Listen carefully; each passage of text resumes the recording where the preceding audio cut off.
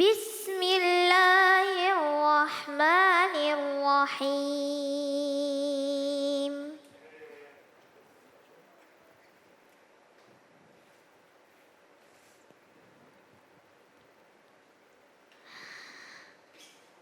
Utlu ma uhiya ilaika minal kitabi wa aqimis salat.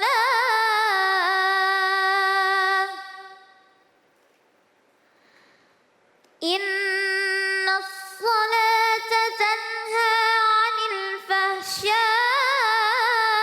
wal munkar. Wa ladhikrullahi akbar. Wallahu ya'lamu ma tasna'un.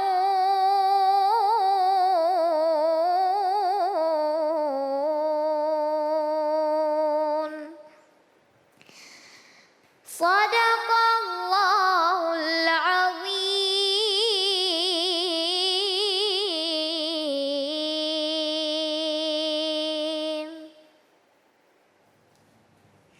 Bismillahirrahmanirrahim. Allahumma salli ala Sayyidina Muhammad wa ala ali Sayyidina Muhammad. Assalamualaikum warahmatullahi wabarakatuh.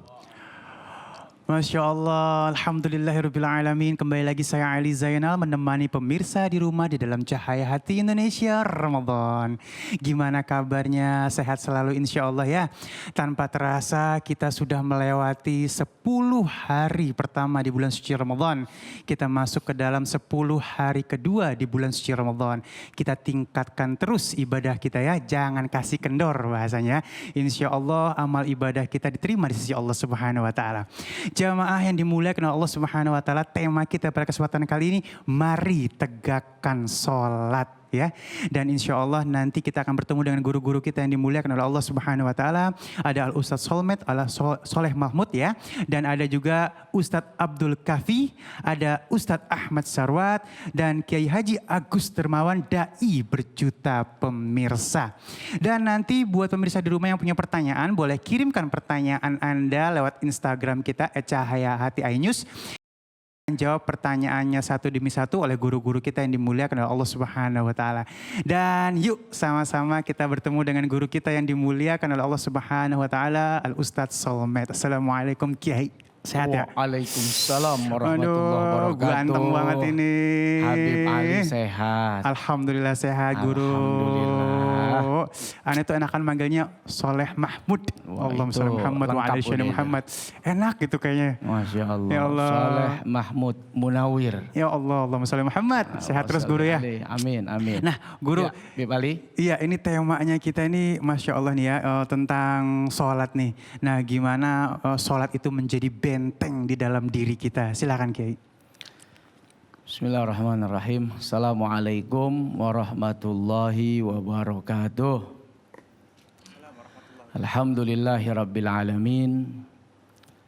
Assalatu wassalamu ala sayyidina wa habibina wa syafi'ina wa maulana nabiyyina Muhammadin. Allahumma salli wa sallim wa barik alaihi. Sallallahu alaihi wasallam wa ala alihi wa ashabihi ajmain. Pemirsa Cahaya Hati Indonesia di mana saja Anda berada, senantiasa mudah-mudahan Allah berikan kemuliaan, keberkahan, keselamatan dunia dan akhirat. Kita kalau ngomongin sholat, Habib Ali, pemirsa, ini adalah salah satu rukun di dalam Islam yang tidak boleh dilupa dan tidak boleh ditinggal karena ini teramat sangat penting. Bahkan sholat itu menjadi tiang yang memperkuat dan memperkokoh agama kita. Sholat itu menjadi pondasi yang memperkuat agama kita semua. Bagaimana bisa berdiri dan tegaknya sebuah rumah atau genteng yang mampir di atap, jendela yang nempel, pintu yang indah kalau tiangnya nggak ada. Maka kedudukan sholat teramat sangat penting bagi kehidupan agama seseorang. Itu yang pertama. Yang kedua, sholat itu penting karena tadi qori'ah kita yang Masya Allah sudah menyampaikan Bismillahirrahmanirrahim. Inna sholata tanha anil fahsyai wal munkar. Sholat itu menjadi pencegah manusia dari perbuatan keji dan mungkar. Allah bedain nih antara keji dan munkar. Fahisyah. Apa itu fahisyah? Sesuatu yang menjijikkan. Sesuatu yang nggak enak begitu. Didengarnya nggak enak. Kayak misalnya praktek laki ame laki doyan. Perempuan ame perempuan doyan. Na'udzubillah min zalik. Laki ame perempuan kalau nggak nikah doyan juga sama. Nah ini fahisyah. Ya. Yang kedua munkar. Apa itu munkar? Nyolong, maling, ya. Ke masjid cuma nukar sendal, sendal yang jelek ditukar sama yang bagus. Ya, ini munkar. Nah ternyata Allah Subhanahu wa Ta'ala memberikan jaminan bahwa dengan sholat itu saudara akan tercegah dari perbuatan keji dan perbuatan munkar. Timbul pertinyiin. Pertanyaan. Oh pertanyaan. Iya, iya. Pertanyaan Ustaz. Kok ada orang sholat tapi korupsi jalan terus? Ada orang sholat bagi sembako kagak rata. Ada orang sholat tapi masih doyan sama dosa. Ini bagaimana sih? Di satu sisi Allah janjikan bahwa sholat seseorang menjadi benteng dari perbuatan fahisyah dan mungkar. Tapi kenyataannya masih ada orang yang sholatnya terlihat rajin. Tapi ternyata banyak amal perbuatannya yang mungkar. Ini yang salah ayatnya atau pelaku sholatnya nih. Ayatnya mah nggak salah. Kan Allah yang bilang, udah pasti kalau udah ketetapan Allah, kalau udah janji Allah, kalau udah keputusan dari Allah Subhanahu wa Ta'ala, nggak bisa berubah. Tapi yang sholat bisa jadi ada masalah dalam sholatnya.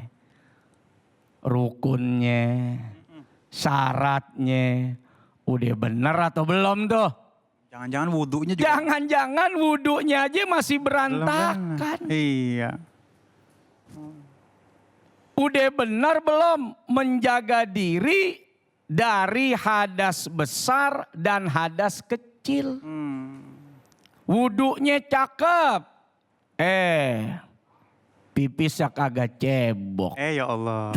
Kagak bersih cewek kayak. Iya. Toharnya. Akhirnya kan najis di mana-mana. Ini perlu diperhatikan saudara-saudara. Jadi sholat itu bukan cuman sekedar saudara memulai dari takbiratul ihram lalu berakhir dengan salam. Yang penting ada rukuknya, ada sujudnya, ada duduk di antara dua sujudnya. Bukan begitu doang. Tapi ada syarat seseorang supaya dinyatakan sholatnya sah. Wuduknya udah cakep, udah benar.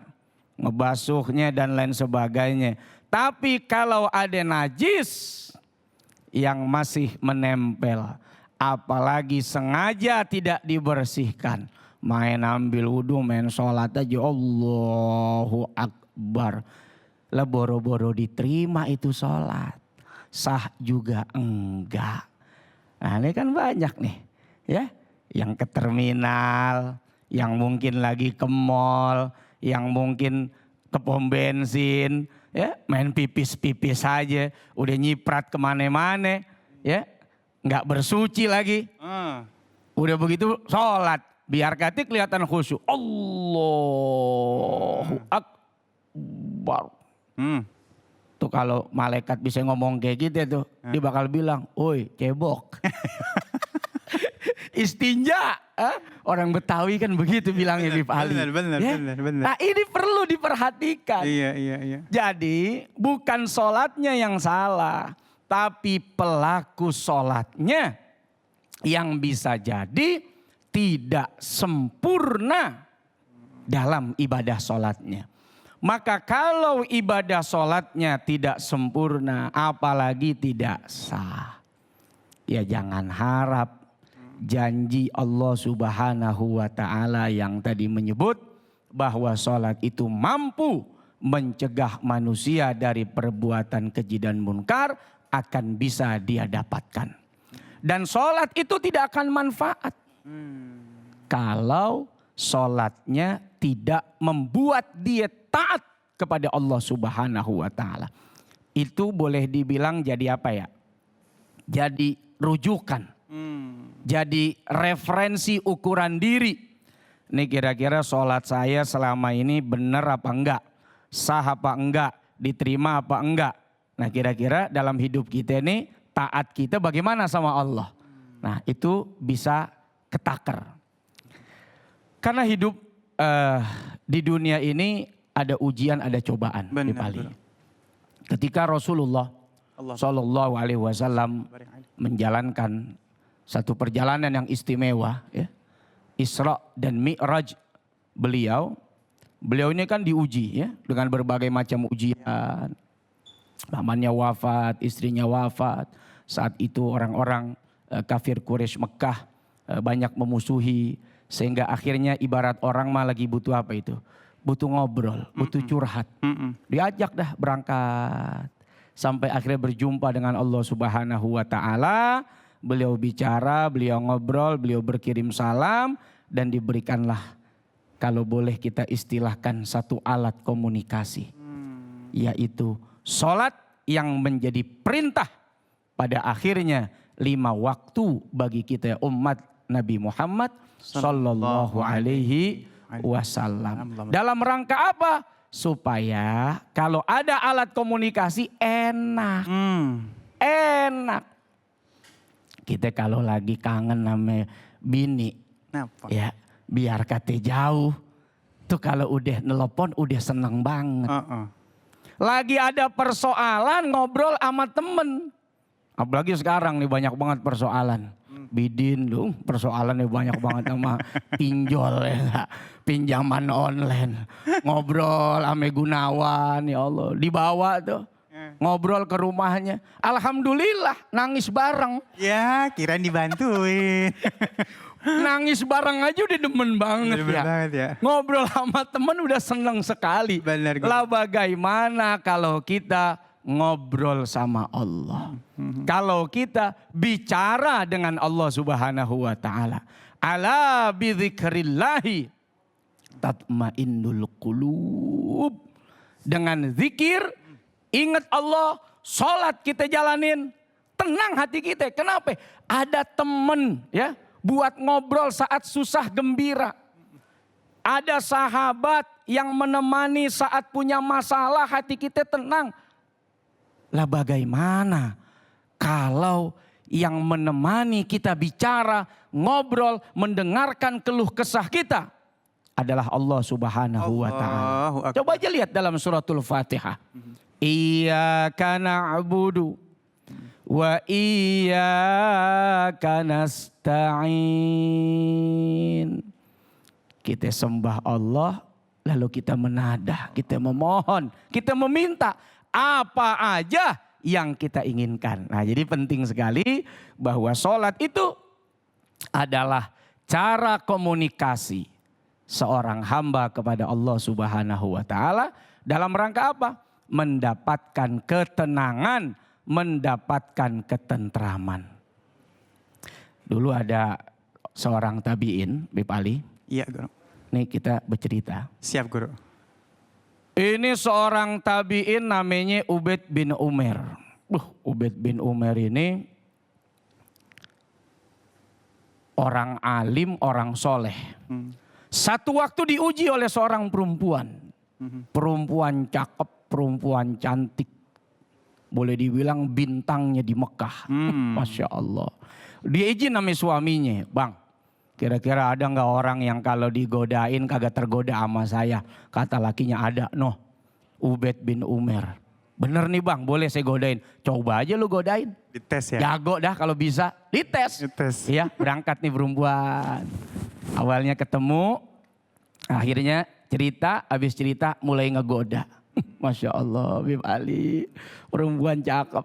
Aduh. Ngegoda. Mana tempatnya sepi. Ada ngilu. Kira-kira bagaimana itu ya. Nah kalau bentengnya nggak kuat. Selesai udah itu. Nih perempuan bilang. Tuan Guru, bagaimana ini?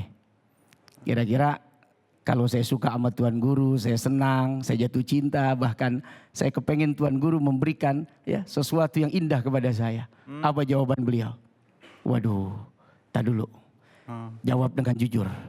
Kalau seandainya saat kita sedang berbuat dosa, tiba-tiba datang malaikat maut. Allahu Akbar. Bagaimana ini ceritanya? Masih kepengen nggak? Kagak katanya. Lantas bagaimana nanti di alam kubur? Kita menghadapi dua utusan Allah Subhanahu wa taala, malaikat Munkar Nakir. Bagaimana ini urusannya? Masih mau nggak? Kagak kata di perempuan. Ya Allah. Inilah sholat. Kita tidak melihat Allah, tapi kita merasakan bahwa Allah tuh melihat kita. Ini yang paling penting. Lah kita diwanti-wanti sama bini aja nih, Bib Ali. Ya. Awas lu ya. Jangan macem-macem lu. Padahal bini kita kagak punya teropong panjang. Gak tahu kita ada di mana, kita dengan siapa. Tapi kalimat awas lu ya. Jangan macem-macem. Kebayang lu. Itu udah kebayang bikin kita takut kayak diawasin. Lantas bagaimana dengan Allah Subhanahu wa taala yang Maha mengetahui? Maka sholat itu bagian terpenting. Belajar bahwa dimanapun kita berada ada Allah yang mengawasi. Allahu Akbar. Ya Allah, guruku Al-Ustaz Soleh Mahmud yang dimuliakan oleh Allah Subhanahu wa taala. Ini apa namanya? Aku tadi sempat nikmatin yang apa? Ihsan ya. Iya. Jadi kita apa namanya? Kita tidak melihat tapi yakin bahwa Allah tuh melihat kita. Mudah-mudahan kita bisa sampai titik itu ya guru ya. Amin. Masya Allah, terima kasih ilmunya guru. Baik jamaah yang dimuliakan oleh Allah Subhanahu wa taala, Masya Allah ya. Al-awal ilmu yang baik sekali kita sudah dapatkan. Dan insya Allah nanti kita akan bertemu dengan guruku Al-Ustadz Abdul Kafi dengan peran orang tua dalam mendidik sholat pada anak. Tetap bersama kami di Cahaya Hati Indonesia Ramadan.